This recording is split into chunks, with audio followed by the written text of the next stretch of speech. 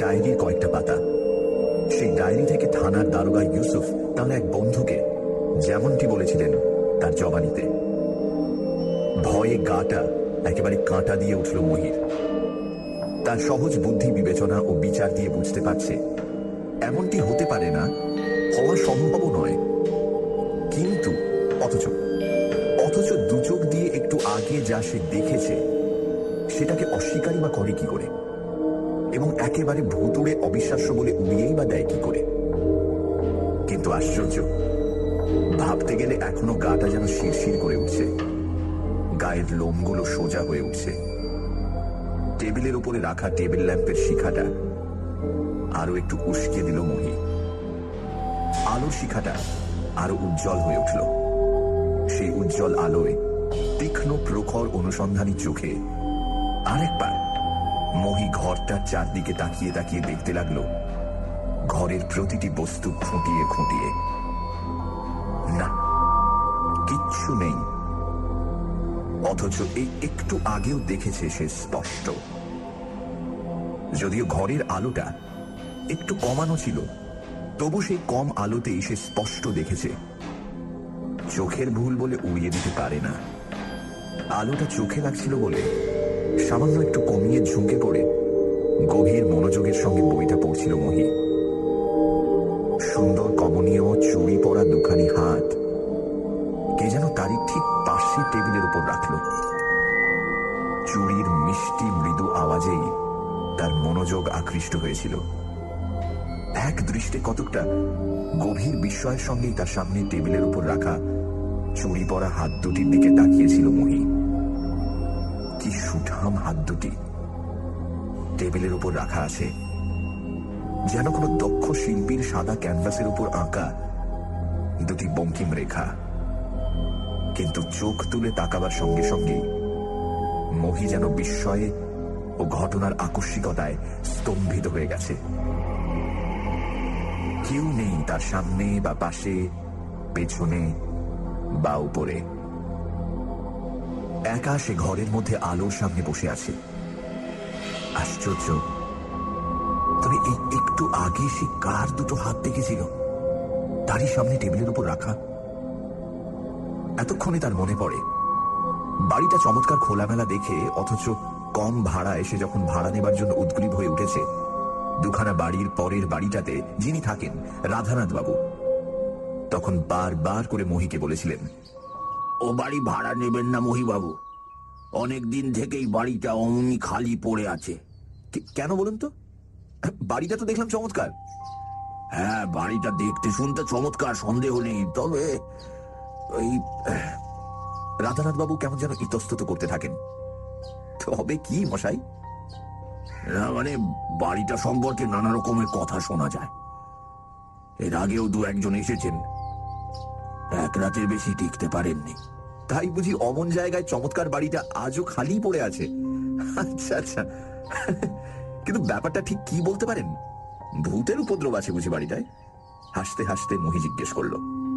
জানি না মশাই, তবে বছর দুই অমনি ভেকেন্টি পড়ে আছে, এবং আগে যে দু চারজন ভাড়াটে এসে উঠেছিল তারা কিন্তু এক রাতের বেশি থাকতে পারেনি। মহি জবাব দিল, দেখুন রাধানাথ বাবু, গত এক মাস ধরে বাড়ি খুঁজে খুঁজে আমি সারাটা শহর প্রায় চষে ফেলেছি, কিন্তু আমারও পক্ষে মানানসই হয়, মানে ওই একটু হাওয়া বাতাস পেয়ে হাত পা মেলে থাকতে পারি এমন একটি বাড়ি কিন্তু আজ পর্যন্ত দেখলাম না যেটা ভাড়ায় পাওয়া যাবে। অথচ আমার ও আমার বুড়িমার পক্ষে ওপরে নিচে চারখানা ঘরওয়ালা ওই বাড়িটা একেবারে ঠিক ঠিক যেমনটি খুঁজছিলাম তেমনি। ভূতের ভয়ই থাক আর যাই থাক, এই সুযোগকে হারাতে আর যেই পারুক, আমি পারবো না। কিন্তু না রাধানাথ বাবু, ভূতের ভয় আমার তেমন নেই। তাছাড়া 27 বছর বয়স হলো, আজ পর্যন্ত বহু কথিত ওই জীবটির দর্শন আমার ভাগ্যে ঘটেনি। বাড়ি পাওয়ার সঙ্গে সঙ্গে সে সৌভাগ্যটা যদি একান্তভাবে উপস্থিত হয়, বহুদিনের আকাঙ্ক্ষাটাও তো সেই সঙ্গে মিটে যাবে, তাই না? এমনকি বাড়ির মালিক কান্তিবাবু মহির বাড়ি ভাড়া নেওয়া সম্পর্কে এতটুকু আগ্রহ প্রকাশ করেননি, এবং ভাড়ার কথা বলতে বলেছিলেন, দেখুন, আগে আপনার বাড়িটা স্যুট করে কিনা, তারপর ভাড়ার কথা না হয় ঠিক করা যাবে। প্রত্যুত্তরে মহি বলেছে, না কান্তিবাবু, সেটি ঠিক হবে না। শেষকালে হয়তো একটা অসম্ভব ভাড়া হেঁকে বসবেন, যা আমার দ্বারা সম্ভব হবে না। না না, ভয় নেই আপনার, নিশ্চিন্ত থাকতে পারেন আপনি। যদি আপনার থাকা হয়ই, যা ন্যায্য ভাড়া মনে করেন তাই না হয় দেবেন। মনে থাকে যেন। থাকবে। সমস্ত বিচার বিবেচনা বুদ্ধিশক্তি যেন কেমন গুলিয়ে যাচ্ছে মহির। একটু আগে স্পষ্ট সে যা দেখেছে, কোনো মতেই সেটাকে অবিশ্বাস্য বলে উড়িয়ে দিতে পারছেই বা কই। মহি আবার বইটা খুলে বসল এবং কিছুক্ষণের মধ্যে আবার তার মন বইয়ের বিষয়বস্তুর মধ্যে নিমগ্ন হল। আধ ঘন্টাও বোধহয় হয়নি, মহি আবার দেখল চুরি পরা পেলব হাত দুটি কেউ এসে টেবিলের উপর রাখল। এবার কিন্তু মহি চোখ তুলে দেখবার চেষ্টা করল না, এক দৃষ্টে তাকিয়ে রইল টেবিলে রাখা হাত দুটির দিকে। কি সুন্দর চাঁপার কোলের মতো হাতের আঙুলগুলো, বাঁ হাতের অনামিকায় একটি রক্ত প্রবালের আংটি, কি সুন্দর নখের ডগা, যেন যেন নখের ডগাগুলোতে কে চন্দনের প্রলেপ মাখিয়ে দিয়েছে। এক টানা সেদিকে তাকিয়ে রইল মহি। সানডে সাসপেন্স, শুধুমাত্র radio Mirchi 98.3 FM A. It's hot. গল্পের পরবর্তী অংশ ব্রেকের পর। সাসপেন্সে আজ নিহার রঞ্জন গুপ্তর কুয়াশা। মহিতোষ একটা বাড়ি ভাড়া নিয়েছে। অনেক খুঁজে যাও বা একটা পছন্দসই বাড়ি পাওয়া গেল, প্রতিবেশী রাধানাথ বাবু বারণ করলেন বাড়িটা ভাড়া নিতে, কারণ বাড়িটায় এর আগে কেউই টিকতে পারেনি। বাড়ির মালিক কান্তিবাবু ইতস্তত করলেন, কিন্তু মহিতোষের আগ্রহ দেখে কম ভাড়াতেই বাড়িটা দিয়ে দিলেন। থাকতে গিয়ে মহিতোষের একটা অদ্ভুত অভিজ্ঞতা হলো। রাতে মহিতোষের টেবিলের ওপর একটি হাত, শুধু একটি শরীর থেকে বিচ্ছিন্ন কাটা হাত, একবার নয় দুবার, সুন্দর একটি চুড়ি পরা নীলি হাত। মুগ্ধ বিস্ময়ে তাকিয়ে থাকে মহি। তারপর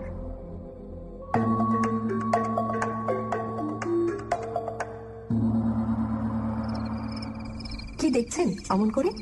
ভয় করছে না আপনার? সুমিষ্ট কণ্ঠে প্রশ্ন এলো, কিন্তু তারপরও মহি চোখ তুলে দেখবার চেষ্টা করল না। কি জবাব দেবে ভাবছে। চোখ তুলে একবার চেয়ে দেখবে নাকি। কি দেখছেন বললেন না তো?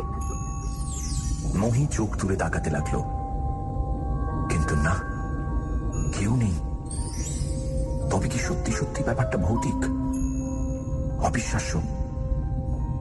হাত ঘড়ির দিকে তাকিয়ে দেখল রাত 1:30 বাজে।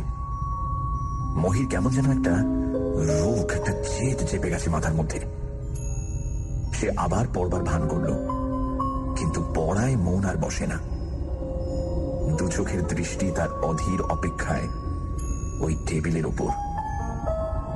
তৃতীয়বার আগের মতোই হাত দুটো টেবিলের ওপর রাখা, এবং এবারে বাঁ দিক থেকে প্রথমবারের মতো। আশ্চর্য, আপনি এখনো ঘরের মধ্যে রয়েছেন? ভয় পাননি? আবার সেই মেয়েলি কণ্ঠ। ভয়? ভয় কেন পাবো? ভয় পাবেন না মানে? আচমকা এমনি দুটো হাত দেখলে সবাই তো ভয় পায়। তাছাড়া কি? আমার হাত দুটি যে আপনার ওই গলাটাকে টিপে ধরবে না, কেমন করে জানলেন? এবার আর মহি না হেসে থাকতে পারে না। হাসছেন যে? বিশ্বাস হলো না বুঝি আমার কথা? জানেন, এই হাতে আমি গলা টিপে আমার স্বামীকে হত্যা করেছি। সে দেখুন, দেখুন আমার আঙ্গুলের বাঁকানো ধারালো নখ, এখনো রক্তের দাগ শুকিয়ে আছে। চমকে উঠল মহি। নখের ডগায় ওটা কি সত্যি রক্তের দাগ? আবার মুখ তুলে তাকালো মহি, এবং ঠিক আগের মতন এবারেও দেখল ঘর শূন্য। হঠাৎ ঠিক সেই মুহূর্তে দপদপ করে বার কয়েক কেঁপে উঠে টেবিল ল্যাম্পটা নিভে গেল। ঘরটায় ভরে উঠল নিশ্ছিদ্র আধার। একটা চাপা বিষাক্ত নিঃশ্বাস যেন অন্ধকার ঘরটার মধ্যে জমাট বেঁধে উঠছে। কেন বারবার আমাকে দেখবার চেষ্টা করছেন? আমাকে দেখা যায় না, দেখতে পাবেন না আমাকে, কেবল আমার হাত দুটি ছাড়া। স্বামী হত্যাকারিনীর মুখ দেখাও যে পাপ, জানেন না এই কথা? শোনেননি? অন্ধকার যেন কথা বলে উঠল।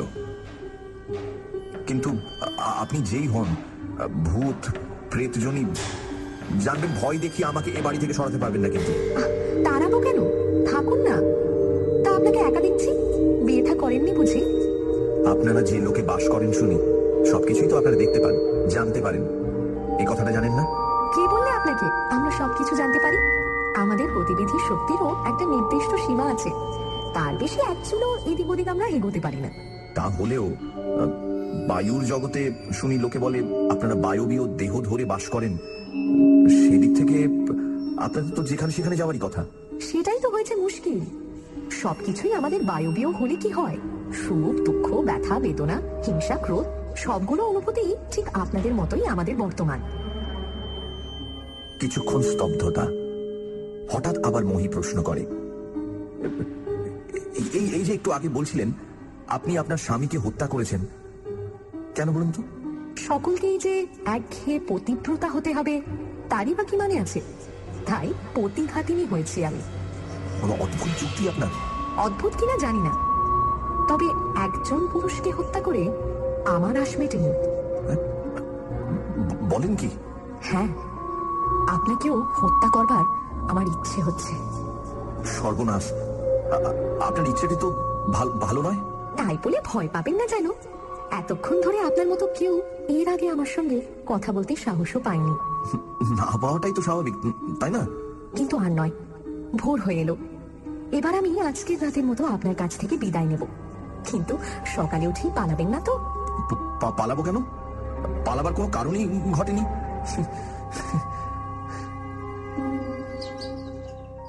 পরের দিন সকালে সারা রাত জাগার পর একটু বেশি বেলা পর্যন্তই মহি ঘুমিয়েছিল।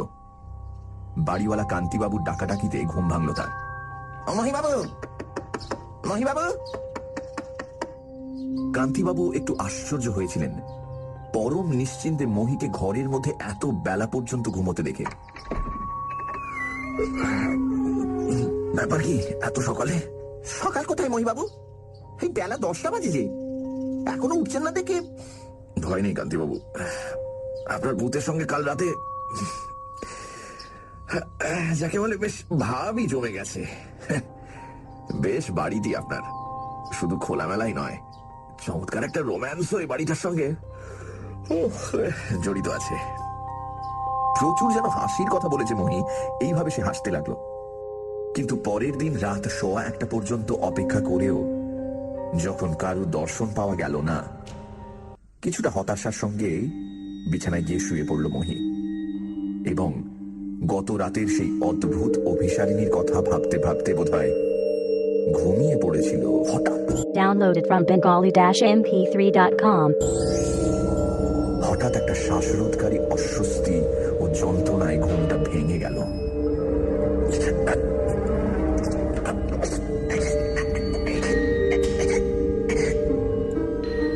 কঠিন হাতের 10 আঙুল দিয়ে কে যেন তার গলা টিপে ধরেছে।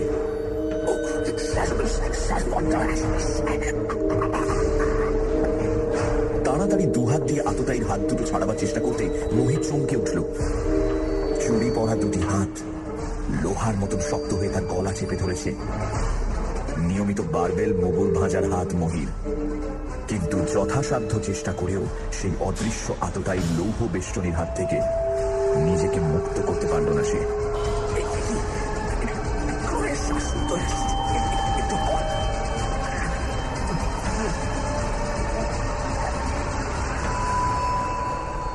হঠাৎ এমন সময় সেই অদৃশ্য হাতের লৌহ বেষ্টনী গলার উপর থেকে আলগা হয়ে গেল এবং শোনা গেল একটা সুমিষ্ট হাসি। খিলখিল করে আনন্দে কে যেন হাসছে। টনটন করছে ব্যথায় মহির গলাটা। কেমন লাগলো? গত রাতের সেই নারী কণ্ঠ। মহির গলা দিয়ে কোনো স্বর তখনও বের হলো না। আবার সেই প্রশ্ন, রোমান্সটা উপভোগ করলেন কেমন? নারীর কোমল হাতে চিরদিন আপনারা পুরুষেরা কামনার স্পর্শই পেয়ে এসেছেন, সেই হাতে মৃত্যুর স্পর্শটা কেমন লাগলো? মোহিত তখনও কোনো জবাব দিল না, চুপ করেই থাকলো। কি ভাবছেন? ভাবছি বিংশ শতাব্দীর নারী আপনি, না সেই আদিম প্রস্তর যুগের বন্য নারী? বিংশ শতাব্দীর তন্নি নারীও তো আদিম যুগেরই ধারা নিয়ে চলেছে। সেই রক্ত মাংস, সেই সব কেবল মাঝখানে হাজার হাজার বছরের একটা ব্যবধান মাত্র। আপনি রাক্ষসী। তবুও নারী। এই নারীর জন্যই কি যুগে যুগে হ্যাংলা পুরুষ আপনারা আমাদের পিছু পিছু ঘুরে বেড়াননি এবং এখনো বেড়াচ্ছেন না? যাকে সে কথা, গলায় আপনার হাত বুলিয়ে দেব। রক্ষে করুন, রক্ষে করুন। যে নমুনা একটু আগে দেখিয়েছেন, আর হাত দিয়ে কাজ নেই। ঠিক এমনি এমনি ব্যথা লেগেছিল আমার, জানেন? আমাকেও যে গলা টিপে হত্যা করেছিল। কে কে হত্যা করেছিল আপনাকে? কে আবার? আপনার মতোই এক পুরুষ। কিন্তু আমিও তাকে হত্যা করেছি, প্রতিশোধ নিয়েছি। অনেক আশা করে সে বাড়ি করেছিল, ভেবেছিল আমাকে মেরে আমারই অর্থে তৈরি এই বাড়িতে তার মনোমতো বিবাহিত প্রিয়তমা স্ত্রীকে নিয়ে সুখে বসবাস করবে। নর্তকী অভিনেত্রীর ভালোবাসা নাকি ভালোবাসাই নয়, কিন্তু অর্থের লোভে নর্তকী অভিনেত্রী কে করেছিল আমাকে? বিবাহিত স্ত্রীকে অর্থের লালসায় রঙ্গমঞ্চে ঠেলে দিয়েছিল কে? আপনার কাহিনীটা শুনবার বড় ইচ্ছে হচ্ছে যে। আমার কাহিনী কোনো নতুনত্ব নেই তাতে। বাংলাদেশে অনেক হতভাগিনীদের জীবনে এমন ঘটনা ঘটেছে। কি শুনবেন সে পুরনো কথা? কিন্তু সে তো হলো, আমি তো আপনার কোনো ক্ষতি করিনি। তবে আমার পেছনে আপনি লাগছেন কেন? সব পুরুষই সমান, এক গোত্র। তাহলে আপনি চান যে এ বাড়ি ছেড়ে আমি চলে যাই? তা কেন যাবে, থাকুন না। কিন্তু যেভাবে একটু আগে আজ আমাকে আপনি অভ্যর্থনা করেছিলেন, তারপরে আর থাকতে সাহস হচ্ছে না তো। এই না আপনার ভূতের ভয় নেই বলছিলেন? ভূতের ভয় যে নেই সে তো আপনি বুঝতেই পারছেন, কিন্তু আপনার মতো পেতনিকে এড়িয়ে চলাই মঙ্গল নয় কি? আমি পেতনি? জানেন, একদিন আমাকে একটি বার রঙ্গমঞ্চের চোখের দেখা দেখবার জন্য হল ভরে যেত। হ্যাঁ, কিন্তু তখন তো আপনি পেতনি ছিলেন না। ভারী দুঃসাহস তো আপনার। এক্ষুনি যদি আবার আপনার গলাটা টিপে ধরি। সত্যি সত্যি ধরবেন নাকি? অসম্ভব নয় কিছু। শুনুন তাহলে, আমি এই মাত্র মনে মনে একটা কথা ঠিক করেছি। কি? এ বাড়ি আমি ছাড়বো না। আমার হাতে মরতে চান নাকি? ক্ষতি কি? সে একটা বিচিত্র নাটকীয় মৃত্যুই তো হবে। একদিন না একদিন মরতে তো হবেই। তারপর প্রসঙ্গটা পাল্টে মহি প্রশ্ন করে, ঘরটা বড় অন্ধকার, আলোটা জ্বালাবো? আলো জ্বাললেই আমাকে চলে যেতে হবে। তাই তো আমি চাই। কেন? আমাকে কি আপনি সহ্য করতে পারছেন না? না। বেশ, তাহলে আমি চললাম।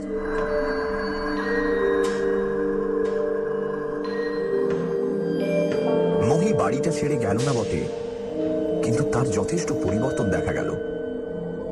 রাত হলেই তার মধ্যে কেমন যেন একটা আত্মহত্যা করবার দুর্নিবার প্রচেষ্টা জাগে। আচমকা ঘুমের মধ্যে নিজের গলা দুহাতে টিপে ধরে নিজেকে হত্যা করবার চেষ্টা করে। মা এসেছেন, তিনি বারবার ছেলেকে বলছেন এ বাড়ি ছেড়ে অন্যত্র কোথাও যেতে, কিন্তু মহি কোনো মতেই রাজি হয় না। দিনের বেলায় সে অত্যন্ত শান্তশিষ্ট, কোনো কিছু বোঝবার উপায় নেই, কিন্তু রাত হলেই বাড়ে তার অস্থিরতা। অধীর আগ্রহে ঘরের দরজা বন্ধ করে কার জন্য যেন প্রতীক্ষা করে। কাউকে সহ্য করতে পারে না। এমনি করে কতদিন তুমি এখানে থাকবে? যতদিন না তুমি আমাকে হত্যা করছো। কিন্তু তোমারই কষ্ট যে আমি সহ্য করতে পারছি না। তবে আমাকে মেরে ফেলো, আমাকে মেরে ফেলো, আমিও আর সহ্য করতে পারছি না। বেশ, তবে তাই হোক, তোমাকে হত্যাই আমি করব। হ্যাঁ হ্যাঁ, তাই করো, তাই করো, আমাকে মুক্তি দাও। কিন্তু সে পারে না মহিকে হত্যা করতে। প্রতি রাতের প্রতিজ্ঞা পরের রাতে শিথিল হয়ে যায়। একজন করে প্রতিজ্ঞা, একজন করে চেষ্টা। কাহিনীর শেষে দেখা গেল একদিন ভোরে মহির হিমশীতল মৃতদেহটা তার ঘরের মেঝেতে পড়ে আছে, আর তার গলায় 10 আঙুলের সুস্পষ্ট দাগ। গলা টিপে শ্বাসরোধ করে কেউ তাকে হত্যা করেছে, কিন্তু কে? তার ঘরের দরজা ভেতর থেকে বন্ধ ছিল এবং টেবিলের ড্রয়ারে তার ডায়েরিটা পাওয়া গিয়েছিল। বাড়িটা আর ভাড়া হয়নি।